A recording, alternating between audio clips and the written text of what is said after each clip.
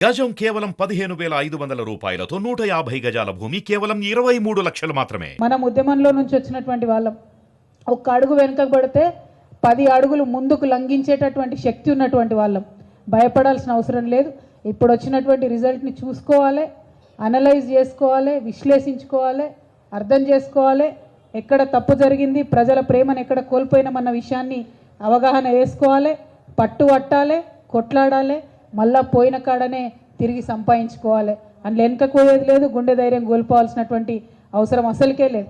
ఎందుకంటే మనం పనిచేసినాం, హార్ట్ఫుల్గా పనిచేసినాం, మనము ప్రాణ సమానంగా పాలమూరును భావించి పనిచేసినాం తప్ప రాజకీయం చేయదలుచుకోలేదు.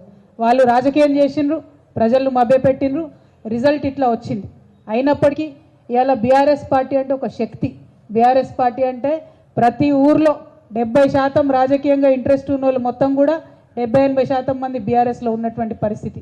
లక్షలాది మంది సైనికులు ఉన్నటువంటి పార్టీ మన పార్టీ. అధైర్యపడాల్సిన అవసరం లేదు. చేయాల్సిన పనులు చాలా ఉన్నాయి. ఇప్పుడు పాలమూరు సగం కళ పూర్తి చేసుకున్నాం, మనం పెండింగ్ ప్రాజెక్టులు పూర్తి చేసుకున్నాం. పాలమూరు రంగారెడ్డి అనేటటువంటి ప్రాజెక్టు కృష్ణా జలాలను పర్మనెంట్గా పాలమూరుకి మళ్ళిచ్చేటటువంటి ప్రాజెక్టు. ఆ ప్రాజెక్టు కూడా 90% మన గవర్నమెంట్లోనే కేసీఆర్ గారి ఆధ్వర్యంలో మనం పూర్తి చేసుకున్నాం. ఏనుగెళ్ళింది తోక ఇక్కింది అంటారు, గట్లుంది ఇప్పుడు దాని పరిస్థితి. 90% పని ఆల్రెడీ అయిపోయింది, ఇంకా 10% పని మిగిలింది. మన పాలమూరు రంగారెడ్డి లిఫ్ట్ ఇరిగేషన్లో మనకు 5 పెద్ద పెద్ద రిజర్వాయర్లు ఉన్నాయి. 69 టీఎంసీలతోని కడుతున్నటువంటి ప్రాజెక్ట్ ఇది. మన నార్లాపూర్ కావచ్చు, ఏదుల కావచ్చు, వట్టెం కావచ్చు, కరివెన కావచ్చు, ఉద్దండాపూర్ కావచ్చు, రిజర్వాయర్లు అన్నీ కూడా 90% అయిపోయినాయి. మెయిన్ కెనాల్ ఏదైతే ఉందో దాంట్లో కూడా వర్క్స్ అయినాయి. అందులో నార్లాపూర్లో మీ అందరికి గుర్తుంటుంది, కేసీఆర్ గారు వచ్చి ట్రయల్ రన్ కూడా చేసిపోయినటువంటి సందర్భం. సో ఇప్పుడు మిగతా 10% వర్క్ మాత్రమే ఫినిష్ అవ్వాల్సి ఉంది. దానికి సంబంధించి ఒకవేళ మనం ఆ పనులన్నీ పూర్తి చేసుకుంటే ఇంకొక 10 లక్షల ఎకరాలకు పాలమూరు జిల్లాలో నీరు బారేటటువంటి ఆస్కారం ఉంది. ఇంకొక 2 లక్షలు మన వికారాబాద్, కొడంగల్, అట్లానే నల్గొండ ఇవన్నీ కూడా కలిపి మొత్తం 12 లక్షల ఎకరాలకు నీళ్లు బారేటటువంటి ప్రాజెక్టు పాలమూరు రంగారెడ్డి ప్రాజెక్టు. మరి ఇదే పాలమూరు నుండి ఇవాళ కాంగ్రెస్ పార్టీ నుండి సీఎంగా గౌరవనీయులు రేవంత్ రెడ్డి గారు ఎన్నికైనారు. మరి వారు ఇవాళ పేపర్లలో చదువుతూ ఉన్నాం, రకరకాల రూమర్స్ వస్తూ ఉన్నాయి.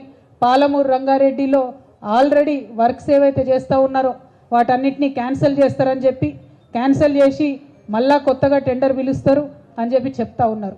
ఇక్కడ పాలమూరు రంగారెడ్డి విషయంలో గౌరవ ముఖ్యమంత్రి వర్యులు ఆనాడు కాంగ్రెస్ పార్టీలో ఉండి ఇదే రేవంత్ రెడ్డి గారు తప్పుడు కేసులు వేపించిన, దొంగ కేసులు పెట్టించిన, నేషనల్ గ్రీన్ ట్రిబ్యునల్కి పోయి ఆపే ప్రయత్నం చేసినా కూడా ఇది water project, drinking water project, దీన్ని ఆపొద్దు అని చెప్పి పనులు ఎక్కడ ఆపకుండా మనం మెయిన్ రిజర్వాయర్లు అన్నీ పూర్తి చేసుకున్నాం. ఇప్పుడు ఇంకా అనుమతులు ఢిల్లీలో వచ్చేటివి అన్నీ కూడా ఫినిష్ చేసుకున్నాం. ఇంకా చివరి అనుమతులు కొన్ని వచ్చేటివి ఉన్నాయి. దాని మీద దయచేసి సీఎం గారు దృష్టి పెట్టినట్టయితే ఈ ప్రాజెక్టుకి నేషనల్ ప్రాజెక్ట్ హోదా వస్తుంది. ఈ అనుమతులన్నీ కూడా పూర్తయిపోయి ప్రాజెక్ట్ ల్యాండ్ అయ్యేటటువంటి స్కోప్ ఉంటుంది. కాబట్టి రేవంత్ రెడ్డి గారికి బీఆర్ఎస్ పార్టీ తరఫున, పాలమూరు ప్రజల తరఫున నేను రిక్వెస్ట్ చేస్తున్నది ఒకటే, ఇప్పుడు జరిగేటటువంటి పనులను మళ్ళా క్యాన్సిల్ చేస్తే మళ్ళా మొత్తం చేయాలి అని చెప్పి మళ్ళా రీటెండర్ చేయాలని చెప్తే దాంతో ఇంకొక 2 పంటలకు పాలమూరు ప్రజలకు, పాలమూరు రైతులకు నీళ్లు రావడం ఆగిపోతుంది. త్వరితగతిన ఈ పనులన్నీ పూర్తి చేసుకుంటే ఇమీడియట్గా వచ్చే వర్షాకాలంలో చాలా చోట్ల నీళ్ళు ఇచ్చేటటువంటి ఆస్కారం ఉంటుంది. కాబట్టి ఇంకా డీలే చేయకుండా ఈ ప్రాజెక్ట్ని ఏదో మళ్ళీ క్యాన్సిల్ చేసి టెండర్లు కాల్ఫర్ చేస్తామని చెప్తా ఉన్నారు. మరి దీని వెనుక మతలబ్ ఏందన్నది సీఎం గారు అందరికి కూడా నిజంగా ఎక్స్ప్లెయిన్ చేయాల్సినటువంటి సందర్భం. ఎందుకోసం అడుగుతా ఉన్నామంటే గౌరవ కేసీఆర్ గారు ప్రాణహిత చేవెళ్ళ ప్రాజెక్ట్ని రీడిజైన్ చేస్తున్నామంటే రకరకాలుగా మాట్లాడిరు, ఏం చేస్తున్నారు, ఏం సంగతి అని. రీడిజైన్ చేసి ఎక్కువ ఎకరాలకు ఎక్కువ ఆయకట్టును మనం కవర్ చేయడానికి నీళ్ళు ఆనాడు ఇచ్చినాం. మరి ఇవాళ మేము పేపర్లలో చదువుతున్నది నిజమే అయితే పాలమూరు రంగారెడ్డి ఇప్పుడున్నటువంటి పనులను మీరు రద్దు చేసే మాట నిజమే అయితే మరి ఎందుకోసం చేస్తున్నారన్న విషయాన్ని కూడా ప్రజల ముందు చెప్పాలి. అసెంబ్లీలో కూడా పవర్ పాయింట్ ప్రజెంటేషన్ ఇవ్వాలి. ఎందుకంటే డిజైన్ చేంజ్ అయినప్పుడు, మనకు ఆయకట్టు పెంచినప్పుడు, ఇబ్బంది లేనప్పుడు ఎందుకోసం టెండర్స్ క్యాన్సిల్ చేస్తూ ఉన్నాం? దానివల్ల జరిగేదేంది? ఇంకో 2 సీజన్లు పంట రాకుండా రైతులకు నష్టం జరుగుతుంది. దీని బదులు దృష్టి పెట్టి ఢిల్లీలో మిగతా రావాల్సినటువంటి అనుమతులు తెచ్చుకొని అట్లానే నేషనల్ ప్రాజెక్ట్ హోదాని పాలమూరు రంగారెడ్డికి తెచ్చుకున్నట్టయితే బాగుంటుంది.